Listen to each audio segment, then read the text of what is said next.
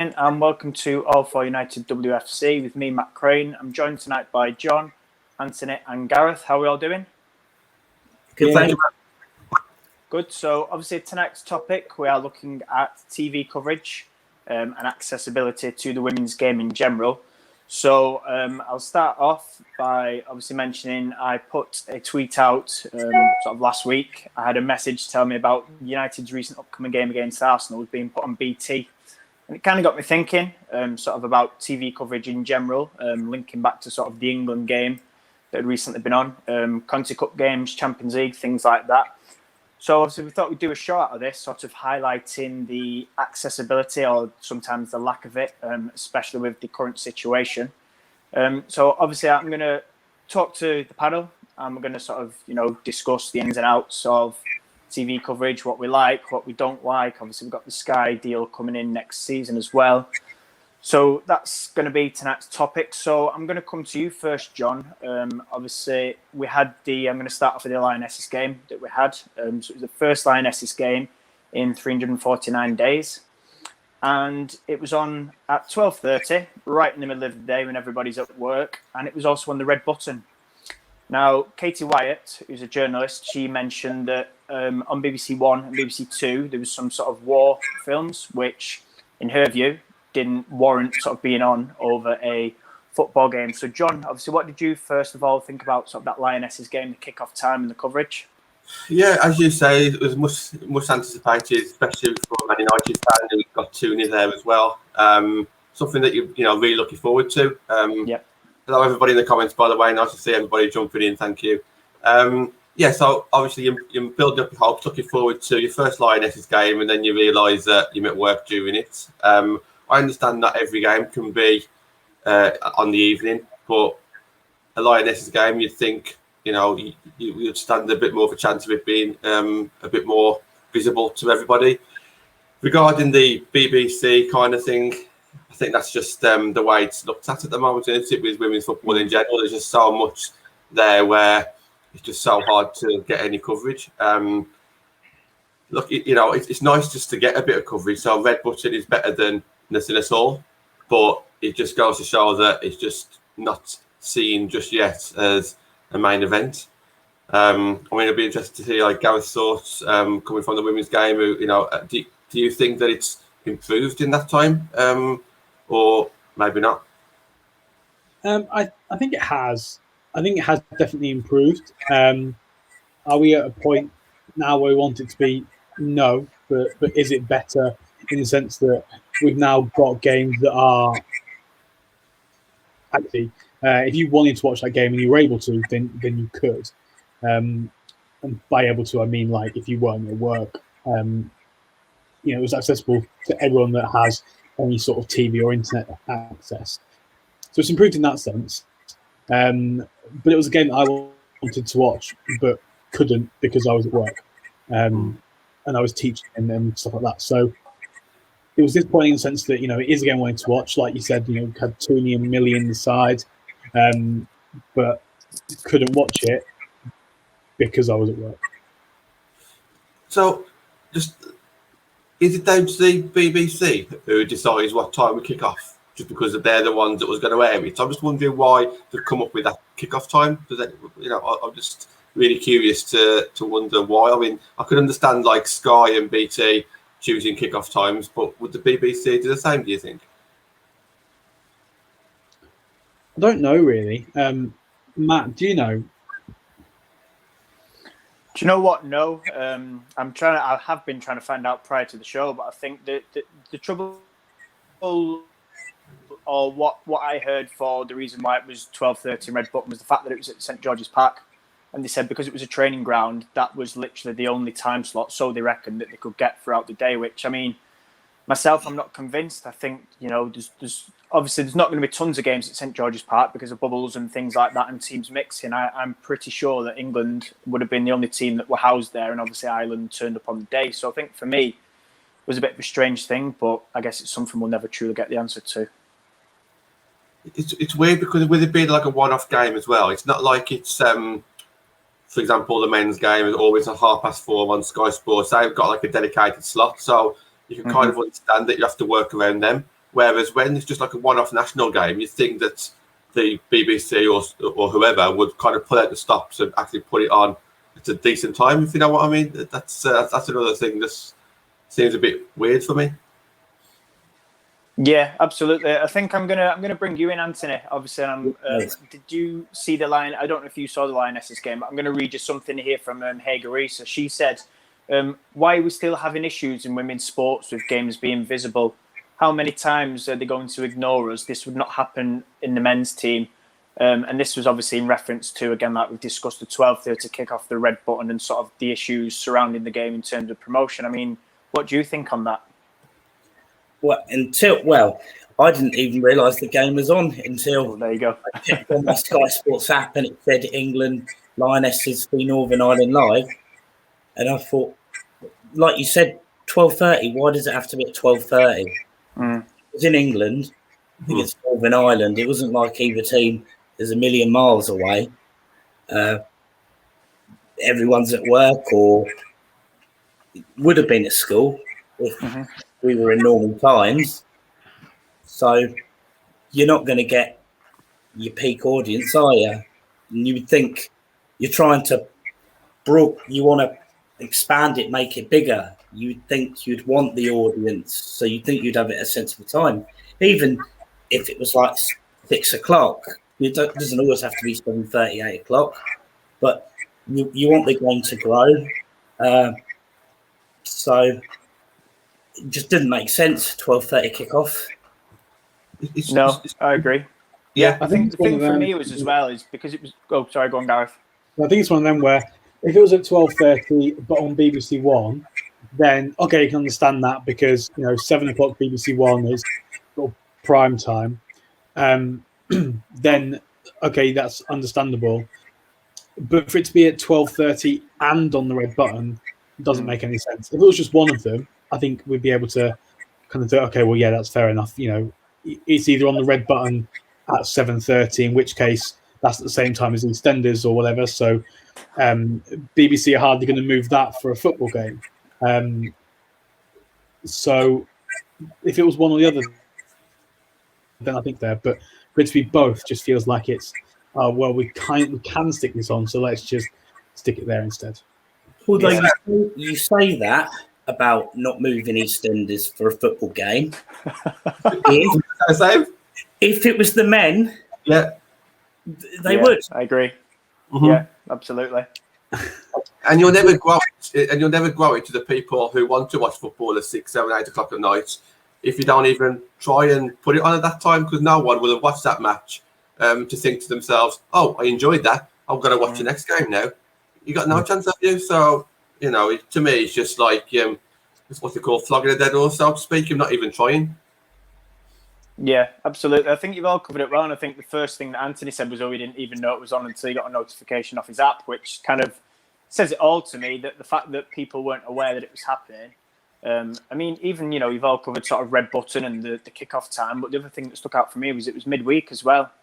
It's not even, there's three things there for me, which Gareth said, if it's one or the other, if it's like a decent kickoff time and BBC One, fine. The fact that it was midweek as well, I think to me kind of makes it worse. But another thing I want to touch on, and I don't know, again, sort of if anybody watched it back or caught highlights, was a lot of people were saying afterwards about the cameras not being up to spec. And I remember tweeting at the time, I felt a bit seasick watching it because the camera was so out of focus and it looked like it was handheld, maybe not on a tripod. And again, they were sort of talking about the resources, and apparently these were cameras that they wouldn't normally use for women's games. They actually came out and said that after the game. So that in itself shocked me, considering the revenue opportunities that there could have been. I mean, what are your thoughts on sort of that in terms of like the TV cameras, the funding of it, even the commentary? Because I know the commentary does get on a lot of people's nerves, especially sort of on the FA Player app. For me, Matt, just very quickly, we're like 9 minutes in, and I'm already thinking to myself, it's almost as if like they're not even trying to do themselves any favours. It's like, to me, it's like, we best broadcast it. So this is what we'll do about it, but we won't actually go the extra mile and put it at the best time or put it on the best channel or get the best equipment. It's just like, we've got to do it, so let's just do it like this. and not do even it for like doing its sake. Yeah. That's the way it comes across from what we're talking about at the moment. Yeah, absolutely. Go on, Anthony. They're very limited as well. When a program starts, it starts 10 minutes before the game. Yeah. Whereas you have Premier League, you have an hour, you have a build-up, you have the 3 or 4 pundits, and they have their chat before the game. But with this, you get the credits. Good morning, welcome to LSV. These are your 2 lineups. They have a little quick chat, and then it's time for the game to start. Is it all down to money? Sure. I mean, I can understand, like, not getting the best equipment, this, that, and the other. But surely the FA, the BBC, they're like the best of the best they should be, or at least up there. And we talk about equipment and camera equipment and this, that, and the other. Surely you'd think that they've got the funding to, especially with Lionesses game as well. It's just staggering, the things that we're talking about here, and I'm sure in the next 50 minutes we'll discuss even more. But to me, just very almost like pitiful, really. It's also it's not just the 12:30, isn't it? You want the future generations to aspire. So by putting it at 12:30, who's going to watch it? The unemployed, maybe. Yes, like you say. Yeah, no, it's a good point regarding the next generation. How can they watch their idols, and they might see them every now and again? But it's a good point. Yeah. Just Gareth, do you want to sort of add to it? Yeah, I'm going to pick up on what Anthony said about the coverage starting 10 minutes before. That generally happens kind of if you. I've watched quite a lot of European leagues on BT when I had BT, and they would be the same. Like if you wanted to watch a Bundesliga game, if it wasn't Dortmund versus Bayern, then it would be the same thing. It would start kind of 10 minutes before, and it's frustrating in a sense because you want to watch these teams and you want to know more about these teams. But I think if given a choice, like if they're going to go, okay, we have a 2-hour slot to get this game in, I'd much rather that than not put it on at all. But yeah, like sometimes if you want to try and get into the game and know more about the game, you don't really have that opportunity to, because there's nobody there having these conversations and talking about these players and helping you kind of get to know these players. Like you don't know, if you watch a game on the FA Player, you don't really know who the players to look out for are. You wouldn't know from putting a United game on that, I mean, she's injured now, but you wouldn't know that Heath is the main attacking threat. And I think if you want to grow the game, you want to get people more invested, then the way to do that is get them interested in the players as well. Particularly with not every team having a women's team, like a top flight women's team. So if you're a Fulham fan, for example, there's no reason for you to tune in to watch your team. So you may do what you did initially, where you kind of followed certain players around and get into it through that. But there isn't really the opportunity to do that. I agree. Yeah, I think I'm gonna let you sort of pick this up, John, in terms of, like Gareth said, sort of getting to know the players. And I know Anthony mentioned, obviously, 12:30 is when most kids are in school, and even older people that may have wanted to watch sort of Lionesses for the first time and get to learn to know the players. Do you think it helps? Because I know this is a big sort of pet peeve of mine, the commentary, when it's their job to commentate and sort of explain to the audience about like Gareth said, the game and the players and who the better players are, and they're getting names wrong and they're getting stats and facts wrong. Now, obviously, the way I look at it is, for those that don't know, I teach, and if I was to teach the wrong stuff, I'd be sacked. So to me, it seems like these people are doing the job with sort of limited knowledge and resource and information, and can just roll in with it for the sake of maybe getting it on. Again, Matt, it just comes back to what we said earlier about doing it for doing its sake. It's like, we best get a commentator on. Let's just get any Tom, Dick and Harry who's got they haven't even got a broad knowledge on this. They haven't got like any kind of knowledge in some aspects, because they repeat themselves each week. The amount of times that I've heard Leah Galton's a Leeds fan is ridiculous. And that's only ever since a podcast. So someone's literally just watched a podcast, took a few notes, and that's it. And to someone like me who's wanted to learn a bit more about other teams, don't forget, I've only joined women's football since Man United, so I was really happy when the FA player came out because it was an opportunity for me I thought, to get a bit more knowledge. And I really don't get any knowledge from the commentators. I'm watching it all myself, and sometimes that's a good thing, I'm watching it myself, and I'm the one that's thinking, oh, she's good, this, that, and the other. And going back to Gareth's point about you're never going to get that build-up and learning a bit about the players until, with no introduction. Something comes back to me about a podcast that we did a few weeks ago with Molly Hudson, and she made a good point. At the moment, we're at a stage where it's not big enough for anyone to kind of invest in it, but it's not going to get any bigger until somebody does want to invest in it. Then we'll talk about Sky later, but maybe that's going to make an impact, but it will make a big impact in some way. Hello, Lucas, in the comments. Hello, mate. But yeah, just going back to what you said at your original question, how do you get to know the players when commentators aren't even aware themselves? It's like they must have, I don't know how they get the job.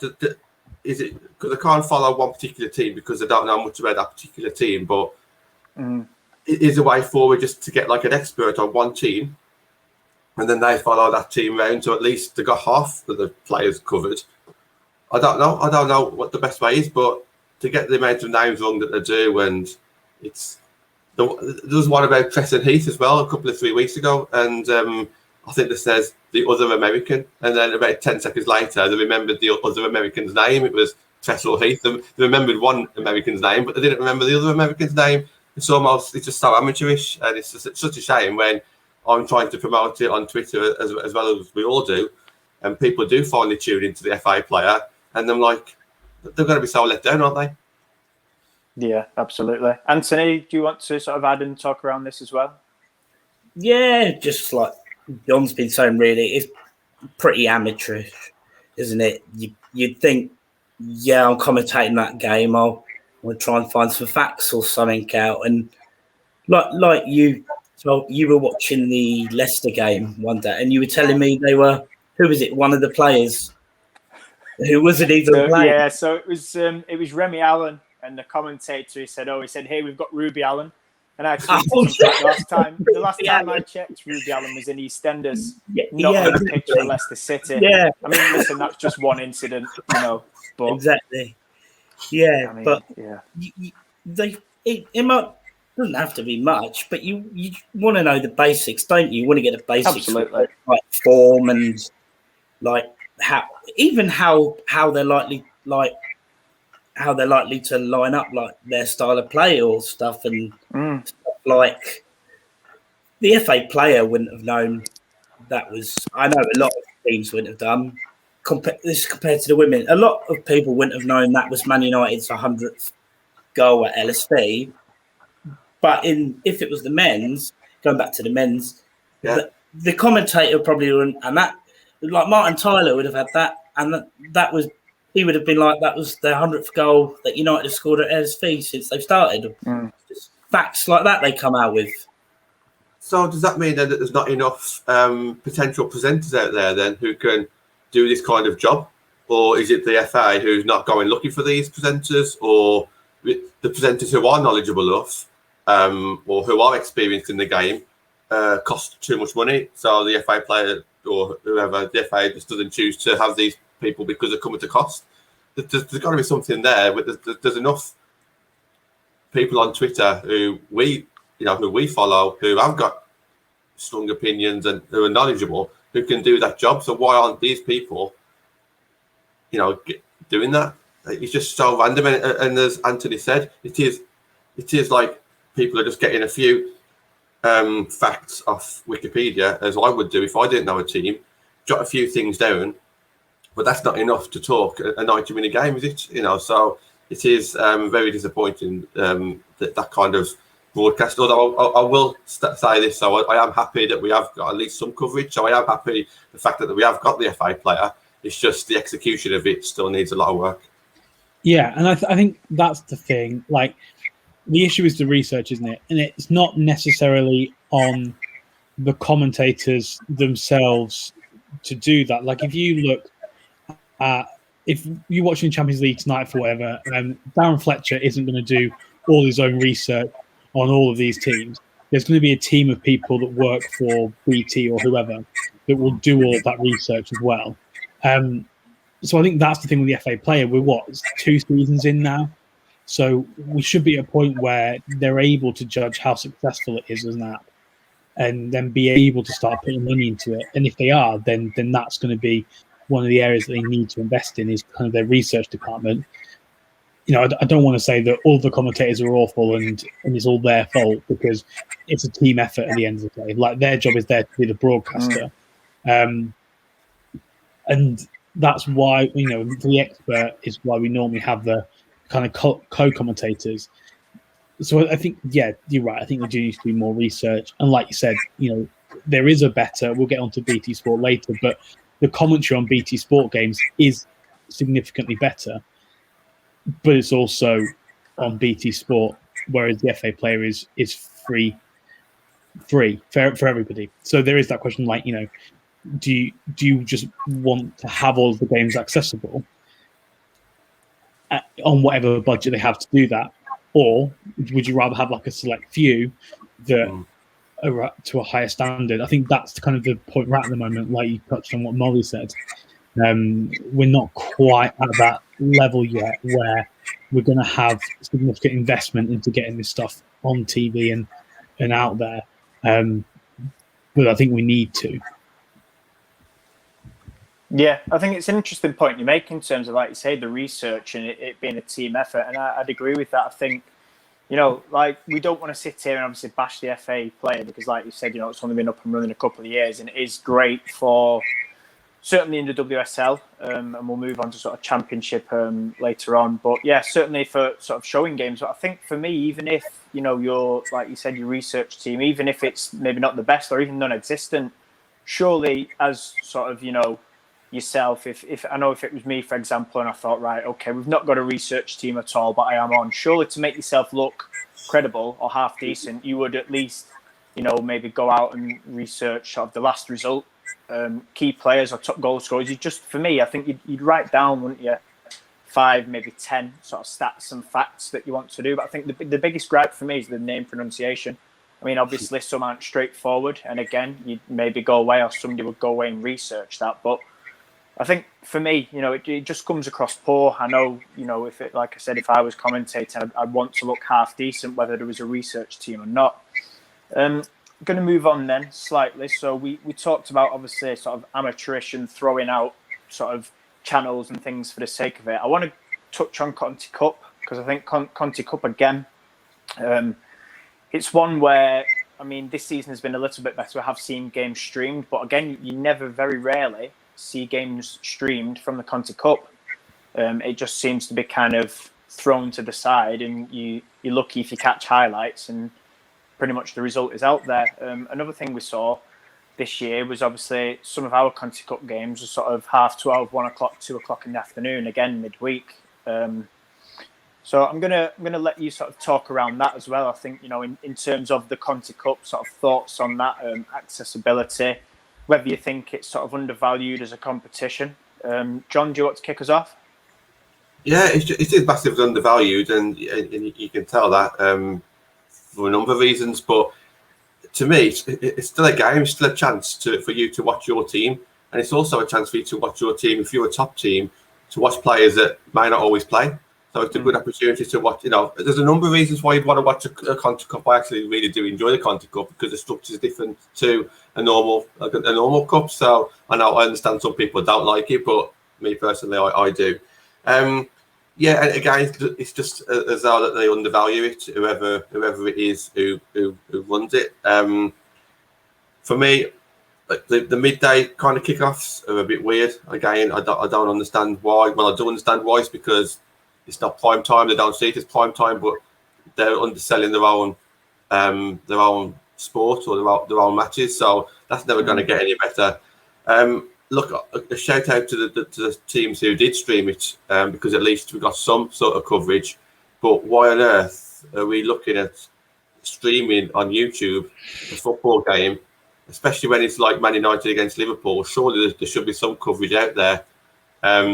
it's it's crazy. Like, we're just happy just to get something. We're happy to get a YouTube stream. I'm happy to have the FA player with hardly any commentary and no build up. It's like we're constantly settling for second best.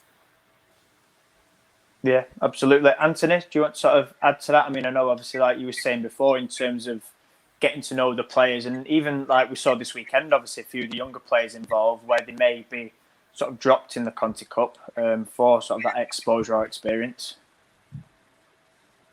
Yeah, what John was saying at the end about the United Liverpool game in the streams, that one was put on MUTV. Yeah. But like you said, it was a 2 o'clock kickoff, and I remember it well because I didn't have my lunch break, so I could watch it on my phone. Obviously, in hindsight, it didn't work out well. It was like, Carl, no, difficult. It was probably one of our worst performances of the season, other than I can't remember the other game, but Reading. Everton were lost as well. That was a shambles. Well, yeah, don't start about Everton though. But the problem is with the Everton game, we didn't need anything. We couldn't qualify, so it would have been nice if she'd given a few of the lesser players maybe a run out, because didn't really need to. But yeah, there's not really much I can say about it. Like, it just is what it is. I think, like you say, the money thing, until there's a big deal with money thing where, like, I don't know what the Sky deal is, like how much is being, but everyone knows the more money you throw at it, the better it's going to get. You can afford better stuff. You can afford better presenters and all that. Yeah, I think I'm going to touch on something that the Liverpool manager at the time, Vicky Jepson, said, and she said they asked for an early kickoff, and the reason Casey gave for agreeing to it was obviously recovery time. But I think looking back at it, obviously the reason Liverpool saying, "Oh, we wanted it early, no fans are allowed in," which again links back to what we all touched on earlier about, oh, well, we'll just throw it out there to get the game done and kind of disregard fans just because fans aren't in there. And I think it for me, it's wrong, and I'm sure you probably all agree. And then there's 2 more Champions League ties tomorrow, Man City and Chelsea away in Europe, 12:30 and 1 p.m. kickoffs afternoon, again, midweek. So Gareth, I'm going to sort of come to you on this again. In terms of like fans not being there, again, do you sort of feel like sort of what we touched on about it's kind of thrown out there just to get the games done and disregard the fans? What are your thoughts? I think the Champions League is different to the Conti Cup. Yeah, I think the Champions League is different to the Conti Cup. I think, obviously in a normal year, neither of the 2 sets of games will be played at that time. But in terms of like recovery time, I don't know how much difference sort of 4 or 5 hours makes. But I don't imagine it's an enormously significant period of time. I think with the Champions League, it's different in the sense that there will be a difference made between if the game's at 12:30, it's finished by sort of 2:30. You can be on a plane by early evening and back that night. So there's a cost element there of that. There's also, I think having that extra day, not flying back overnight and then needing the next day to do something can help with recovery.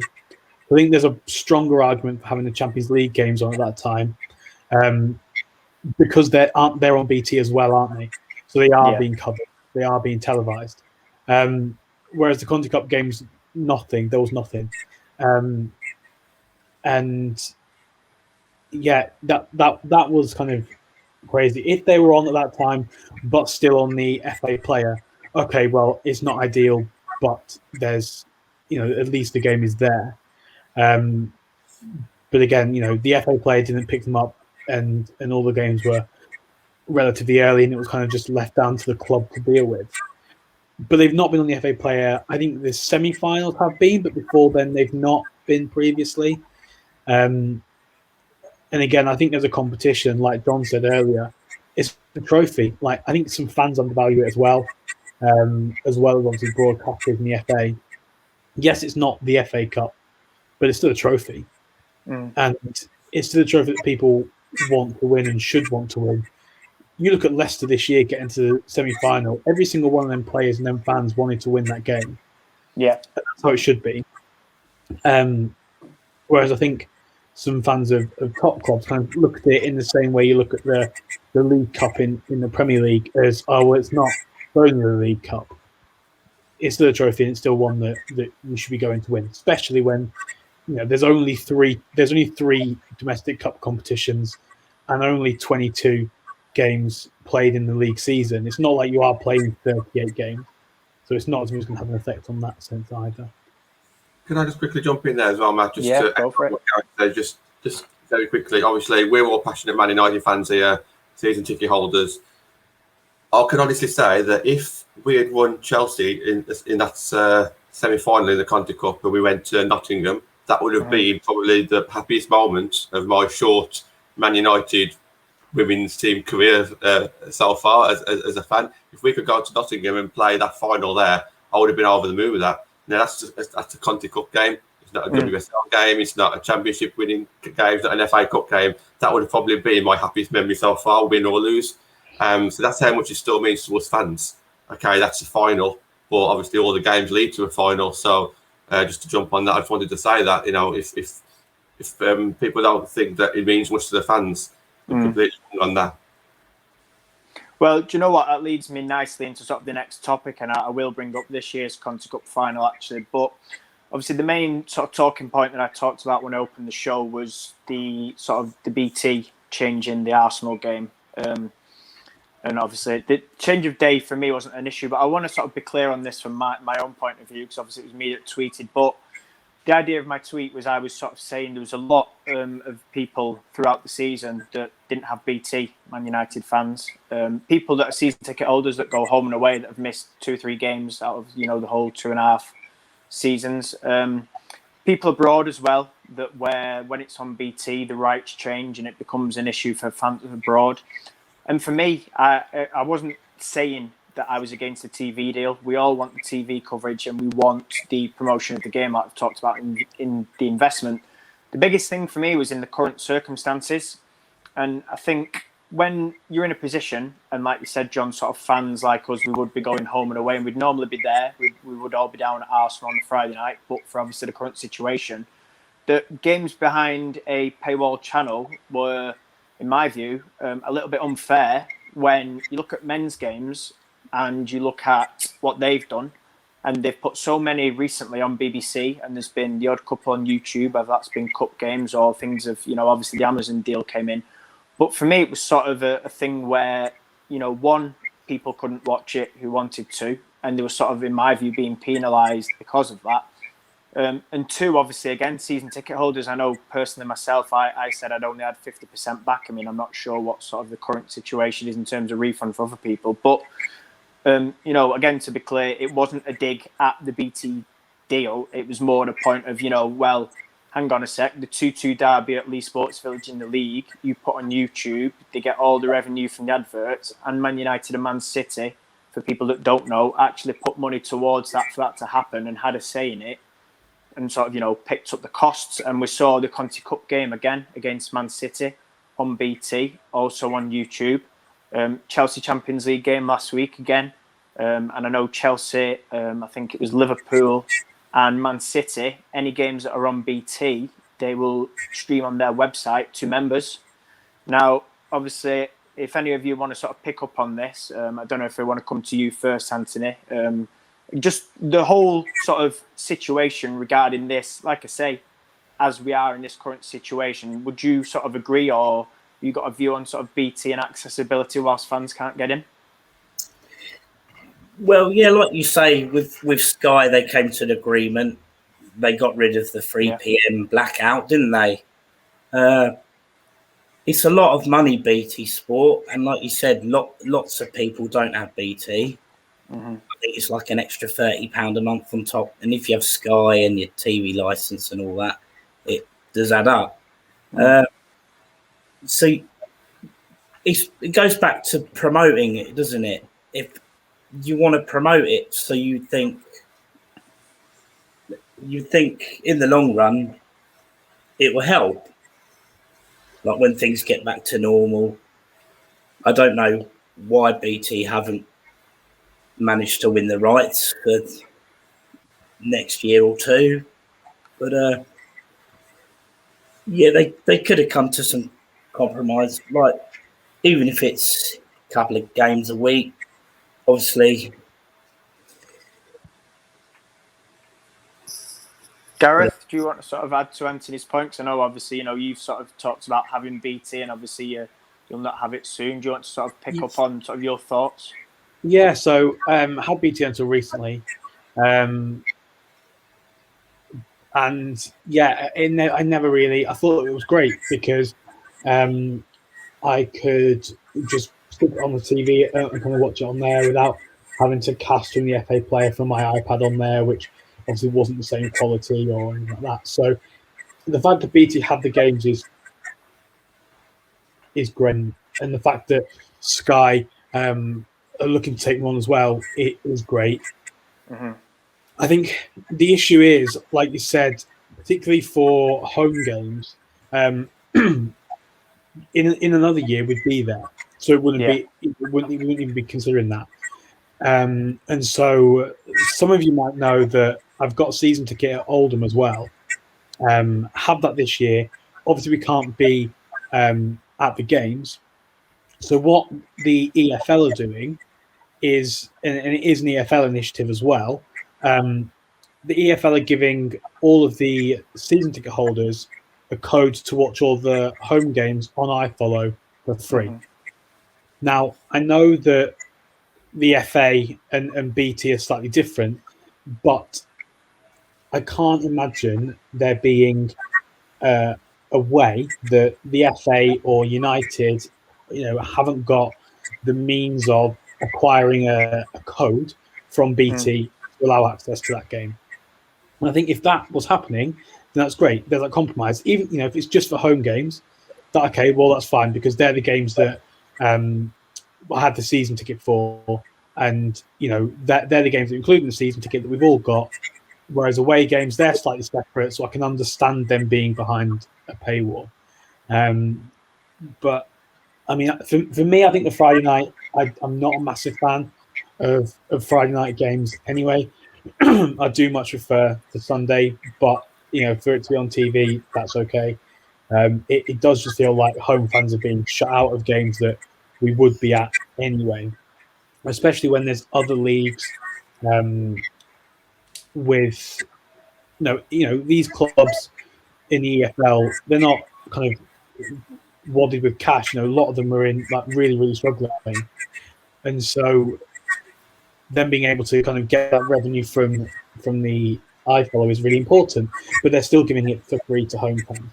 And I think if there was a system like that, how that would be arranged, I'm not entirely sure. Imagine it would involve the FA giving BT money or something like that. But then I think that would kind of soften the blow a bit for us. John? Yeah, everything comes down to money again, doesn't it? I mean, I've got BT, not Sky. Obviously, next season is not so bad because I'll be at all the home matches and probably at least half of the away games as well.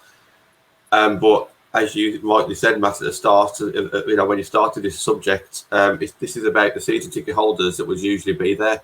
And what have they actually done for us at the moment? They could have done. We're a big club, especially like the WSL. Even if they don't do it for championship teams, could they do for the WSL teams? It's just really disappointing. And I know we mentioned it before, Matt, privately, about what Garen's actually said about a number, a pass or something to do that. How hard would that have been for maximum of 1,000 people, season ticket holders, maybe about 1,000? It's not much, is it really, just to get that code? Obviously, it's not that easy. But have they even looked into it? Have they given us any information about what they tried to do and haven't done? And it does just look like that it's just being kind of pushed under the carpet. And it is a massive shame. If it was obviously the men's game, it would have been something different, wouldn't it? Look, I'm just happy just to get any kind of coverage, and because I've got BT, I was able to watch it. If the matches were on Sky, I'd have been a bit stuck, so I would have had to try and find other ways, and but it's completely wrong as season ticket holders that we can't get some sort of privilege to watch a game that we would usually watch and pay for. Yeah, no, I think spot on. I think for me, again, like you say, it comes down to obviously cost, but I looked into the streaming on YouTube in terms of the men's game, and currently there's 9 different competitions that are streamed on YouTube and that get sort of the money or the revenue from YouTube alone, from sort of adverts and people tuning in. The Russian league, I believe, according to Jake, I've spoken sort of, he's passionate on his Russian football, but the Russian league and the Russian cups, all YouTube, both cups and the whole league, and you can watch every game on YouTube every week. I think there was one German cup and a French cup as well that, again, both streamed on YouTube. So it's kind of like I said before, it has been done before. And they put the Champions League final on YouTube. The men's has been on YouTube. Not sure about the women's, but I know the last 2 seasons of the men's has also again been on YouTube. Yeah. And I know that some clubs, like I say, I know obviously the women, referring back to the City game again, they said, right, well, if there's any sort of difference between costs for obviously what they would get for it just being on BT and what YouTube brings in, any shortfall, the clubs between them split and made it up. And we're not talking here like a Bristol and a Birmingham game where it's on BT and they're both strapped for cash. We're talking United and Arsenal. And I think I look back to the round of games this weekend and not one of them was on, BBC. There's, full load of fixtures. And obviously yesterday we had Reading Bristol on BT, but usually every weekend, again, BBC picks something up. Now, going to go into sort of viewing figures as well, because I know obviously, John, you mentioned about Sky, etc. And you were saying, sort of about that. But looking into it and looking the viewing figures, the BT viewing figures compared to BBC was 200,000 less. The BBC was saying the average 285,000 and the BT Sport was 85,000.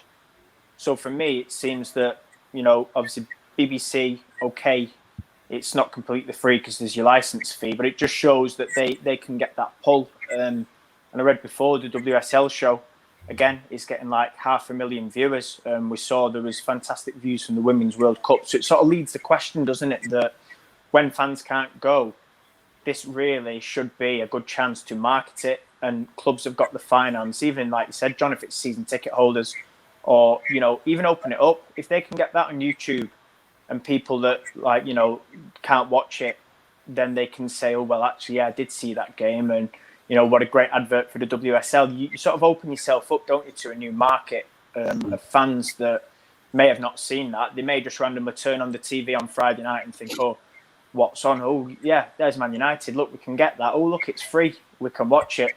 And again, it comes back to our earlier points about getting to know players, getting to know the clubs involved, and stuff like that. John, is there anything else you sort of want to add into that before I move on to sort of Conti Cup involving this topic? Yeah, just a quick one, really. Obviously, we were speaking about as season ticket holders, can we get passes or some sort of code to actually watch the game for free if you didn't have BT? But you just made a good point there. Could Man United have streamed it on the internet or on YouTube? For maybe season ticket holders only, perhaps. So would it have been easier just for if it's not feasible to try and get that partnership with BT Sport? Could surely you should have been able to have something on the YouTube channel for season ticket holders to have watched? Is that kind of what you was alluding to, just to stream it, or just stream it for basically everybody to watch on the YouTube channel? I mean, either or. I think for me, it was a bit annoying as a season ticket holder. Like I said, we got half a refund and we were promised the other half. And I had a phone call back in December and said, oh, yeah, it's coming shortly. Yeah, it's coming. And then it's like, well, they've now confirmed, through the government sort of rulings that we're not getting back until after the season's finished. So for me, it was kind of like, listen, the money wasn't the issue. It was more the principle.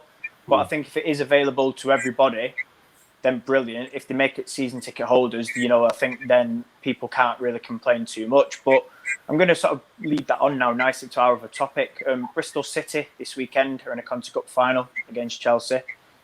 First time they've been in a cup final for a while.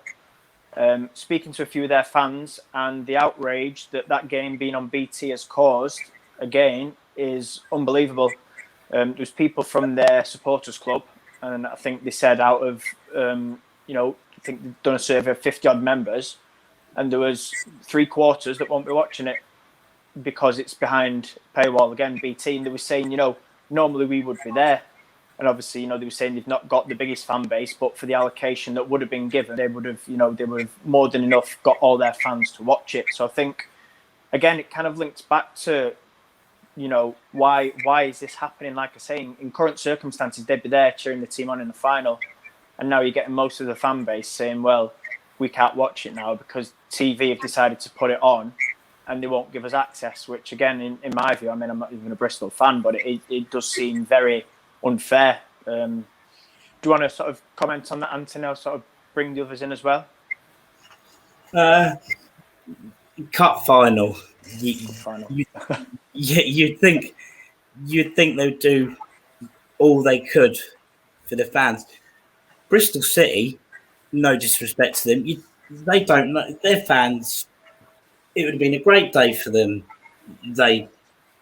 It's Chelsea, and we all know Chelsea expected to win. But Bristol City fans, if they could have went to the game, they would have had the best day ever. Even if they had lost, I guarantee they would have had a better day than Chelsea fans. Because no disrespect to Chelsea are now used to getting to finals. Yeah.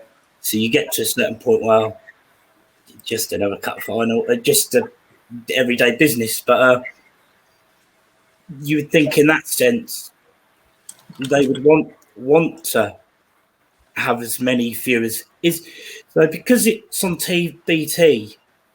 Is it BT? Is it on? Yeah, it's on BT. I think it's 2:30 the kickoff.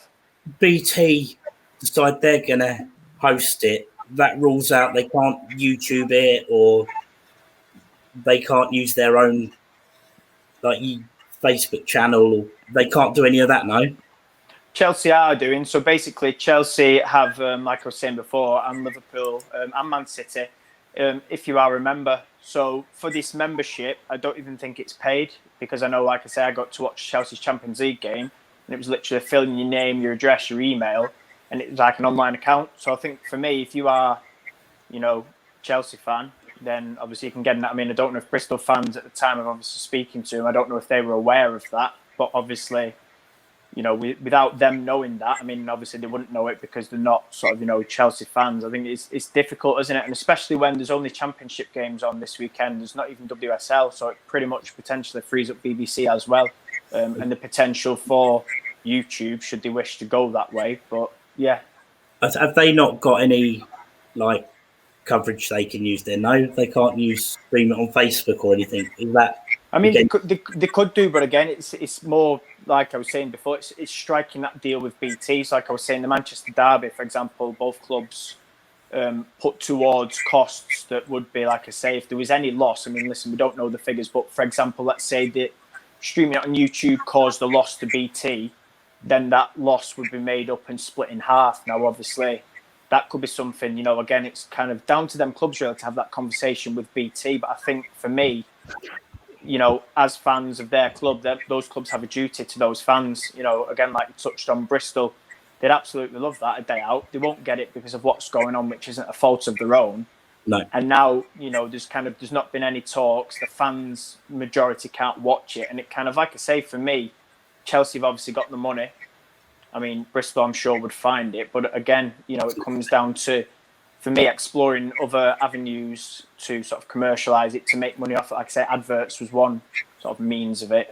Just to make it accessible to everybody, really. You'd think Bristol as a club, though, would possibly make more of an effort. Yeah. Even if, like you said, I know times are hard with COVID and that, but do you know how much they have to pay?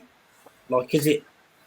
No, I was trying to find that out. The only thing I did find out was something I'll touch on a bit in terms of the cost for streaming games on the app, because I'm going to link that in with championship clubs just before we finish. But no, there was no mention of costs.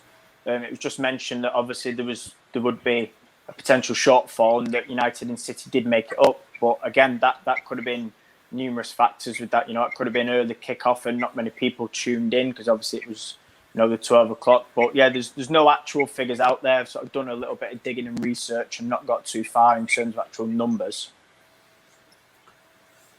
If I can just say a couple of things, just very short things. One thing about growing a fan base is it's okay looking at getting new people in, but you also have to look after your current fans as well. Obviously, at the moment, no fans probably feel that they're being looked after. And the second thing is consistency. So it's okay us falling in love with Millie Turner, Amy Turner, Ella Toon, and all these lot. If we can only watch them once or twice every 2 or 3 months, we're okay because we're already hooked. But all the fans over the last 12 months who, for example, may not have seen too much of Bristol, but they might be getting into Bristol now and thinking, oh, this is a bit interesting. Just as they start getting interested in them, they've gone to the final, they can't watch it. By the time the next season starts or whatever, it might be too late and they've lost somebody else. And for me, it's just all about loyalty and consistency as well. It's not just about getting new people in. And I'm a big believer of getting new people in. And if we get a chance to talk about Sky, I'm sure that will help. But we could definitely do a whole show on that about growing the game and getting new people in. But of course, you need to look after your current fans as well, don't you? Yeah, absolutely. I think I'm going to drop a small spoiler and say we have actually got an upcoming show on that, haven't we, John? If you remember thinking about it on sort of say keeping fans and finding the thing. Gareth, is there anything you want to add on that just before I sort of close with sort of costings and championship and things like that? No, I think most people have covered it.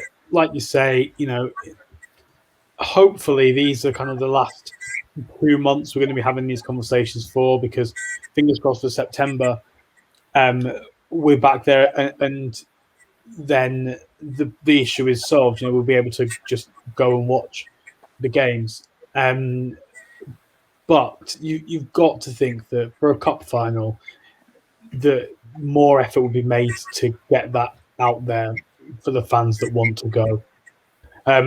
Even if it's, as the Conti Cup final wouldn't be included in the season tickets. So even if there's an option of like a match pass, which you could spend a $5 and watch the game for that.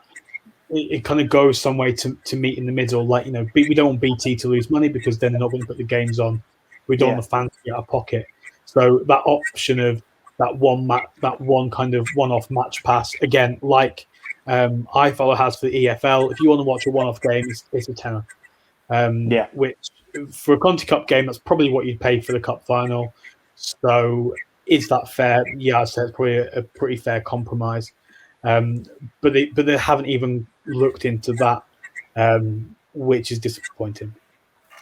Yeah, no, I'd agree. I think just to sort of finish off on that particular sort of subject, I think, like you say, I think we see it in boxing, don't we? Again, pay-per-view.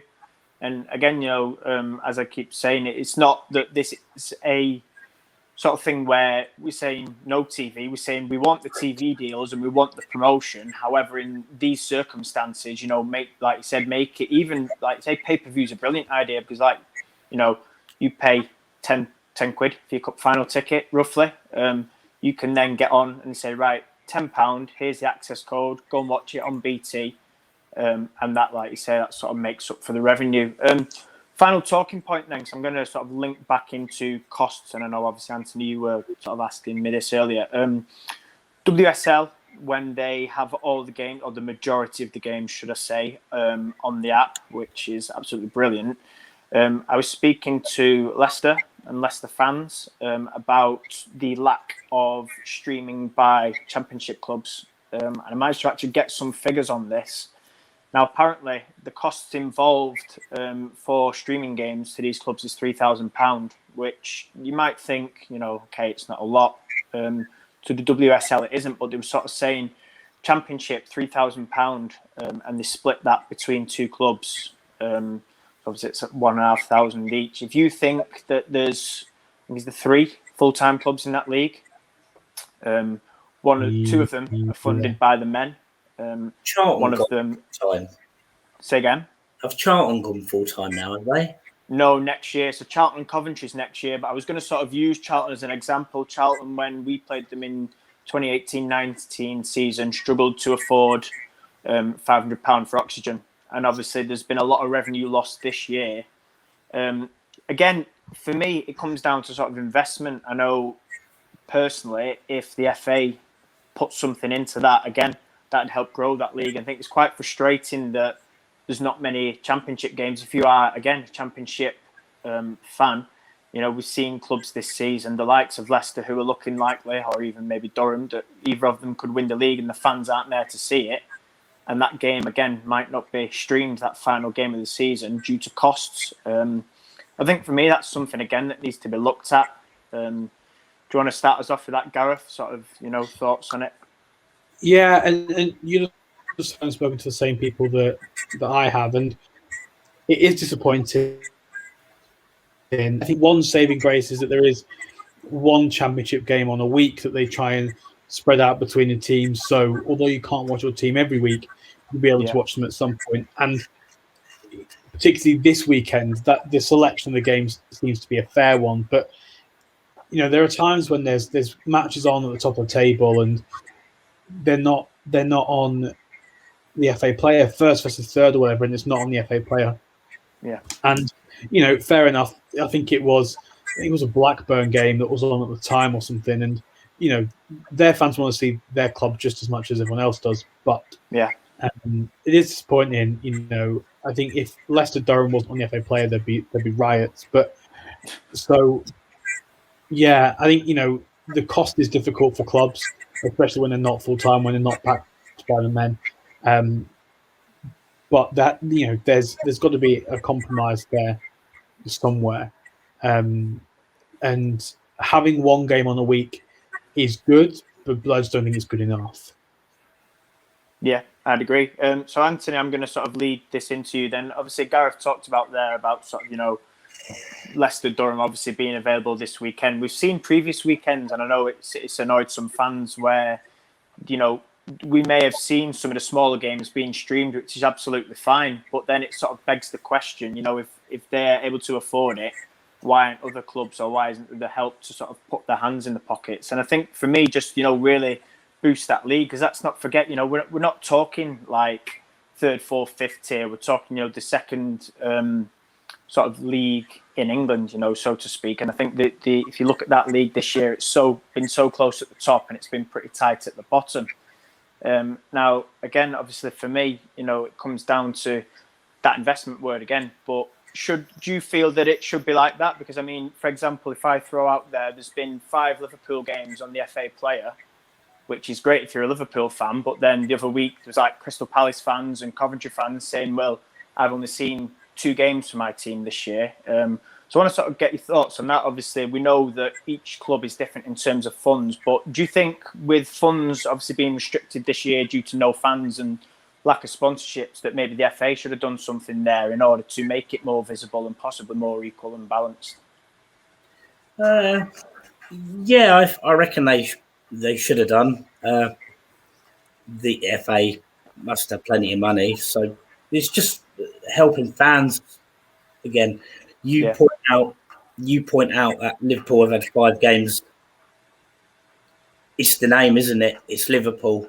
Yeah. If it, like you've pointed out, if someone like Blackburn Rovers, you've got your fans that want to watch it, but not so many. So they're thinking about what's the most likely biggest audience going to be. Yeah, absolutely. It's going to be Liverpool, isn't it?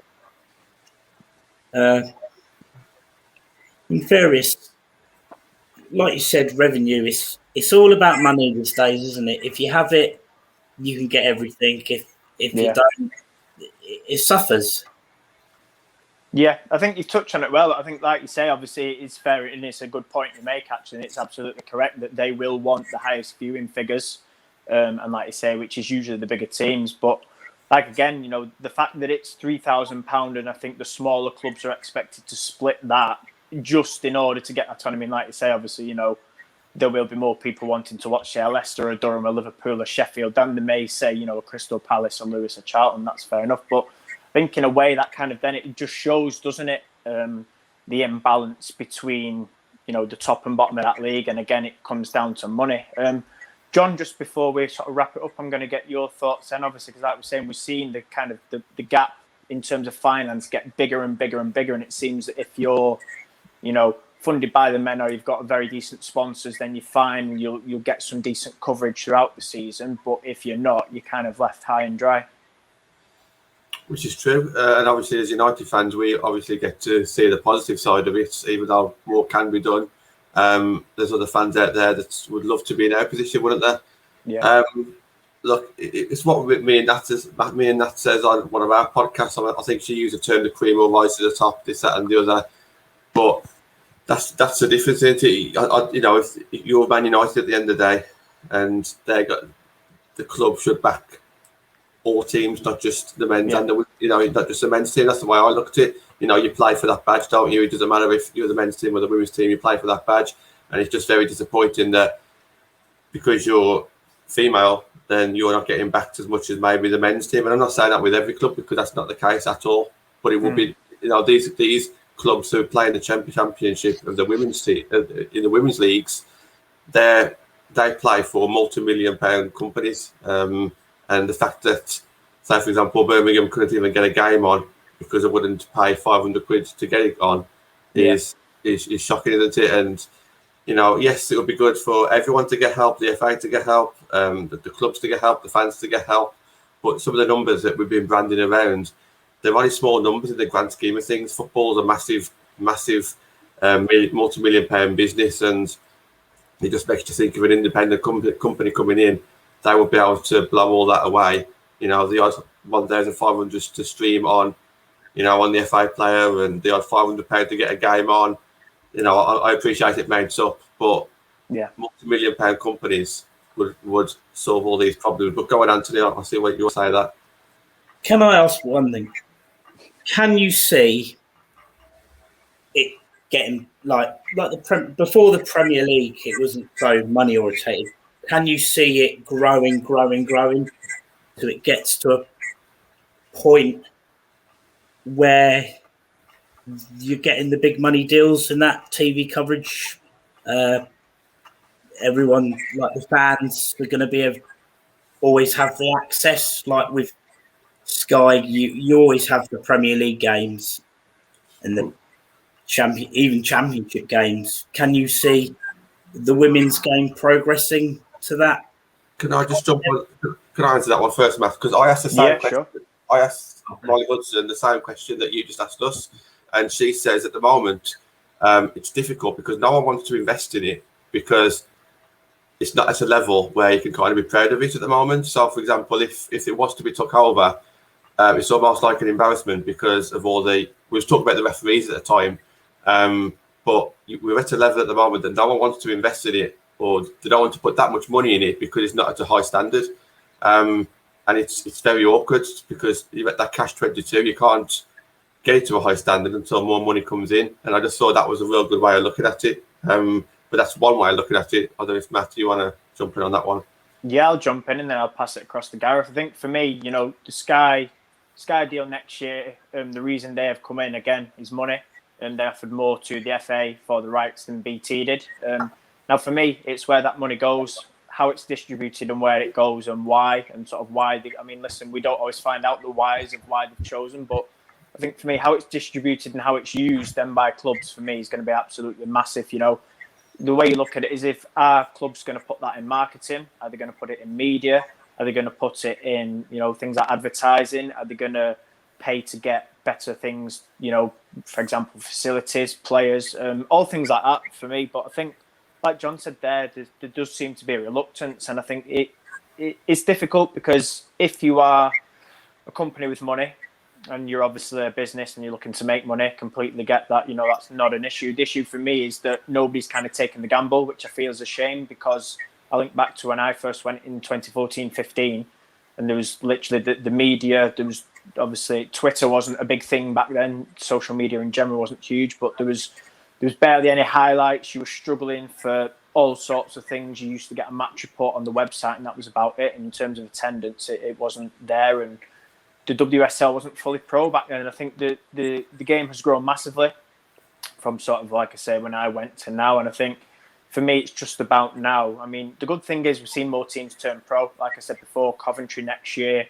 Charlton, Burnley's another one that I forgot to mention that are, looking to turn their women's team pro, and Burnley sit in the third tier. So I think we're slowly starting to see investment from men's clubs, and I think once we start to see that, only then will you see outside investments, whether that's a TV company, whether it's somebody like Barclays when they picked up the Premier League at the time, will the WSL see it? I'd like to think in the next sort of 3 to 5 years, hopefully, yes. Obviously, we've got a home Euros again, which is going to be massive for sort of growing the game. But for me, it's like we talked about like tonight, it's got to be done right. And I just think at the minute, whilst fans can't get in, for me, it's not being done right or not to the maximum capabilities as it could be. I'm going to pass you over to Gareth.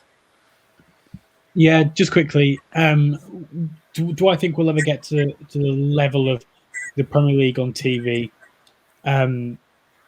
No, because I can't see any women's football league being sold for £4.4 billion, which is what the Premier League went for recently, spread between BT and Sky. So no, I don't think it'll get to that stage. Will it get to a stage where it's more visible and people can sell out 10,000 capacity stadiums? Yeah, absolutely. But I think it's going to take time. And it's about like what Matt said, about what does the next kind of 18 months in women's football are pretty important. You've got a new Sky deal coming in, the home Euros. If you can get good capacity, and actively kind of get in on promoting their championship, and Sky get involved with it as well, then I see no reason why, looking at the 22-23 season, capacities really then could start to kick on, because the last big bump we saw was after the World Cup. And so having a home Euros, hopefully we can see another then big push forward. And I'm not sure how long this Sky deal is, but hopefully kind of, that will help. Pair that with the Euros and we can definitely kick on from there. But I think it's going to be a long, long time, if ever, before we're going for anywhere even remotely close to 25% of what the Premier League goes for. Matt, can you just make a note that we do a separate show on this about how we can get 12,000 in LSV, because it's something that I really want to I want to happen, and talking about it right now. I know it's the end of the show, but Gareth's kind of just on something I really want to discuss, because I really think it can happen, and I do think it'll happen. Like Gareth said, it won't happen overnight, but I really think it can happen, especially at Man United. So let's discuss that on one of our future shows, if that's okay. Yep, right. That's on notes. What I will say is we're going to wrap it up there. We've just done slightly over an hour. So thank.